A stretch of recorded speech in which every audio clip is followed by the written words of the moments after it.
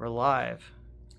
Hello, all my friends in Serbia. Thank you very much for the invitation to say a couple of things about playing tennis with Guru. It was quite a long and amazing experience all the way through. But, it took me a long time to figure it out, but I think I finally, even after Guru left the body, figured out why he played so much tennis in front of everybody.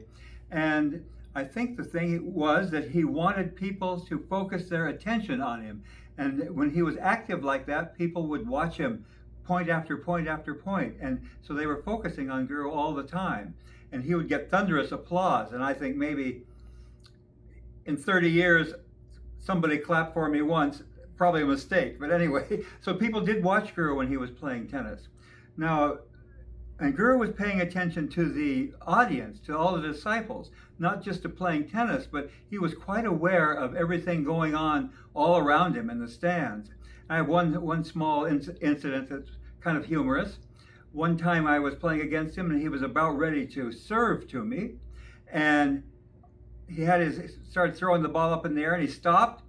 He turned towards the audience, threw the ball up, and served, and then he hit my good friend Sri Valsen in the head with a serve. And he'd been asleep there on the court, on the bench on the court, and that kind of woke him up. So Guru was quite aware of what everybody was doing all around him when he was playing tennis. And so I really feel like the tennis was for everybody. I was lucky that I got to play a lot with him, and it was a very nice experience. A lot of very nice things happened. And Guru really never gave up. I can remember one time we had a Joy Days in the Pocono Mountains, and we were there. We stayed in cabins overnight one time, and Guru played tennis there. And we were playing tennis, and it started raining, and Guru kept playing, and it started raining harder, and Guru kept playing, until finally, at one point, there was a little river running across the court, and the ball wouldn't bounce anymore. Finally, that was the end of the game. But Guru was very interested in always. He played many hours of tennis, and one particular point that we had, just one point, went for 168 shots. Can you imagine? And when Nirihal got that on a video, which she gave to me. And so playing tennis with Guru was something that for me was a very kind of special thing to do, but also it was as much or more for the whole center that Guru played tennis. So anyway, thank you very much for having me say something to you, and I'm hoping you're having a really wonderful Joy Days. Thank you. Okay. So can I lob a question or two at you? Yeah. Okay. So what are the origins of your tennis life with Guru? In other words, you were playing tennis professionally before you joined the center. How did Guru find out that you were playing tennis, and did he contact you or have someone contact you? Did you volunteer to play, and how did that all begin with Guru? Well, in the beginning, Guru used to play 2 games with you'd get in a line, and Guru would play. He was kind of learning to play, and people were playing with him. He would play 2 games with a person, and then the next person would come and play 2 games like that. And so one of the first times I ever saw Guru was in San Francisco at a Joy Days, and Guru was playing tennis in a park. And you could pay $20, and you get to play 2 games with Guru. And so I paid it was $7, but I had a 20. I said, keep the change, give it to Guru. And so I got in the line, and then I was the next one to play, and Guru stopped playing. So I never played him on that day. Then finally, at another time in a park, in an amusement park in New York, we were having a Joy Days there very early, and I got in the line to play there. And the person who was our center leader at the time said, "Play as hard as you can. Guru just loves it if you play as hard as you can." I was a pretty good player because I played on 2 college teams, and I played in the qualifying at the French Open and things like that. So I was a fair player, not great. And so I got in the line. Finally, it was our center leader said, "Guru likes you to play as hard as you can." So I got in the line, and finally my turn came, and this time I got to play. And so I was like, wham, wham, wham, 3 or 4 points, and the games were over. And afterwards I thought, well, this didn't make much sense, like that. And so I got in the line again, and this time I still played pretty hard, but then it was more like I would play kind of so Guru could get to the ball. And even if I hit it hard, Guru had very quick hands, and he could handle almost any shot that was within his reach like that. And so that's kind of how it continued for many, many years after that. We would play hard, and it was kind of like who could last the longest. And the games were very close. It would be sometimes like 50 games to 48 games, like that would be the score. And when Guru was finished playing, he'd grab his racket, wave it around like this, and then you knew the game was over for that particular time. And so that's kind of how it started. And then for a long time, I've just played my 2 games, and then finally, I was one of the better tennis players. Finally, Guru started playing me more games, and finally, I played almost all the time with Guru at the very end. You have a famous tennis story playing in Bali. You want to share that one? Well, in Bali, it's pretty hot and humid, and we were playing and playing and playing, and I was getting exhausted. I have to say, I was in pretty good shape, but I was really exhausted, and I don't do so well in the heat. And so finally, Guru said, last 2 games. And I thought, okay, we'll play the last 2 games. So we played those 2 games. And then Guru said, absolutely last 2 games. And there were 2 more games. By that time, I could see like 3 or 4 balls coming at me, and I was swinging with my racket. I don't know what I was going to hit like that. Finally, those 2 games were over, and the game ended, and I went over to the side of the court and sat down on the ground and leaned against the wall and basically passed out, and I was really overheated. And finally, and then somebody was tapping me on the shoulder. I said, Mahiyan, wake up, look up. So I looked up, and Guru was standing there, and he had brought over his electrolyte drink that the girls had prepared for him, and he gave me his drink. Thank goodness. So that revived me so I could play again the next day like that.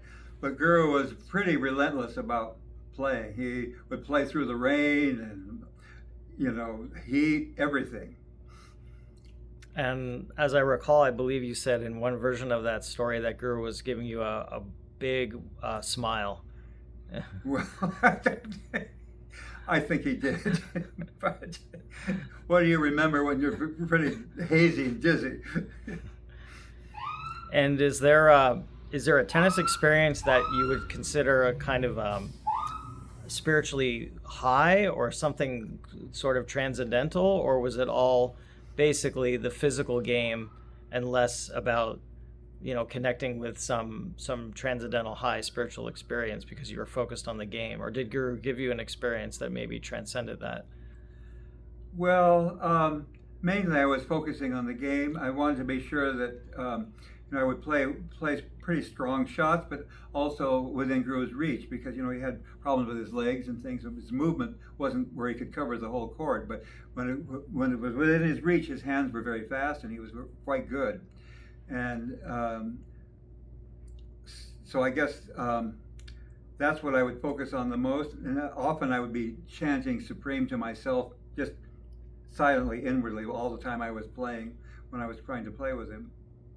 And there was one experience where I was playing, and maybe you've heard of basketball players have it, baseball players, tennis players, being in the zone.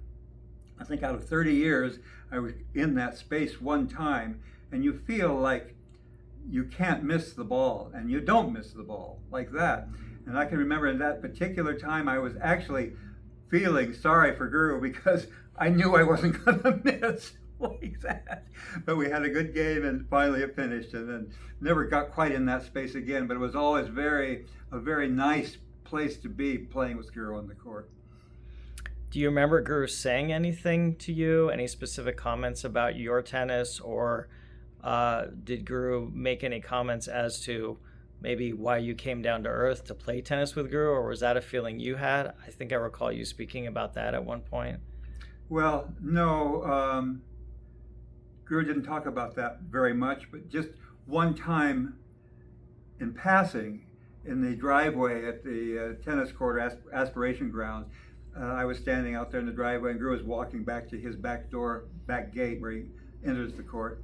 And he stopped for a minute, and he kind of turned to me and he said, Mahiyan, all you have to do in this incarnation is play tennis with me. And I thought, wow, that's great. It didn't turn out like that. I had to do a lot more. But I mean, I guess that's as close as I could say it. I was maybe sent to play tennis with Guru. And did Guru ever say anything about tennis that you recall that kind of sticks out in your mind? I mean, obviously we can read things that Guru wrote or spoke about tennis, but is there something that really left an impression on you that comes to mind when you think about Guru's take on tennis and what Guru feels about the sport of tennis and the qualities of tennis? Well, Guru liked tennis, and he would often go to the U.S. Open tennis tournament, which was at the end of August, so it was during celebration. So he would go there and watch the tennis sometimes. And I've seen him root for different tennis players. He was always behind Monica Seles, for instance. And but you know, even for instance, you're celebrating the tennis anniversary there, and Drew didn't really make a big deal of the tennis anniversary in New York. So I can't really say that there was any special thing that Drew said about the tennis. It's just the things that you see in songs, that it's love and serve and that kind of thing. And those are the ideas that Drew wants people to have, is to love the Supreme, to love Guru, and to serve humanity and to serve the Supreme in humanity. And that's basically, if we can do that, we've won the game. Let's put it that way.